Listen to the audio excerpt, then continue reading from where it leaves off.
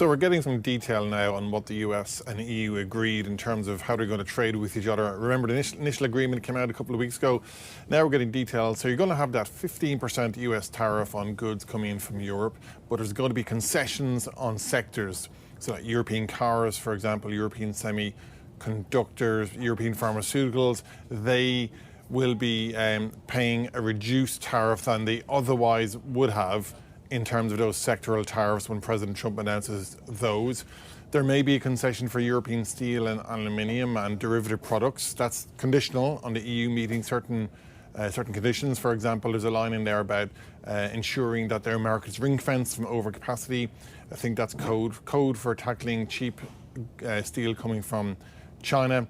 There's also detail in there about cooperation on economic security, digital trade, food standards. So this is covering a lot of ground, and this is before we get, of course, to the big dollar agreements in terms of the EU promising to buy hundreds of millions of euro worth of US energy and invest hundreds of millions of euros into investment projects here. We didn't get too much detail on that. So there's a lot to get across, but the bottom line is the EU and US are continuing to proceed along with this new trade agreement that they have. And is there some kind of timeline for this? Because the preliminary deal, it was announced like a month ago. So how much longer, will this take, these discussions? Well, there's a lot of detail, I think, still to be worked out. For example, we need to see how the steel tariff concessions, if they do get concessions, will shake out. For example, Lisa, I think in particular there's a lot of focus on the dollar value investments that have been promised. When will they begin to roll out from the European side? Where will they go? How soon will those projects get off the ground, for example?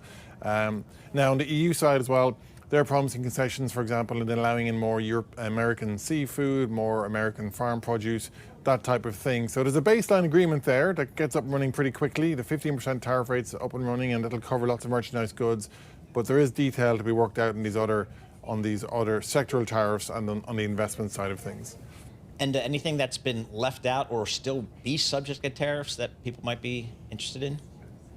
Well, the French wine, I heard your program mention earlier, Irish whiskey, not getting any concessions.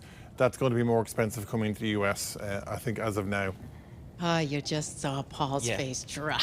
Because I just over the last few years really gotten into the Barbaresco, the Nebbiolo grape. I'm kind of doing my Italian thing here. I guess I have to go back to Pinot Noir coming out of Napa. Which is not bad. No, it's awesome. Not a bad trade-off. Awesome, but I was just putting a little bit in. Yeah, what does this say for transatlantic relations? Like, what is President Trump, Ursula von der Leyen? What's their reaction bid to the U.S.-EU, the whole trade framework? It's obviously coming at such a sensitive time, given the amount of negotiations and differences over the Ukraine-Russia war, how to end that. I think the European Union have played a simple game. They've decided not to necessarily retaliate against President Trump. They've tried to come to the table, meet him halfway, and to try and contain the fallout from this. That appears to have been their strategy. Of course, critics of the European Union would say that they should have been more proactive in their negotiations to push back harder against the US side.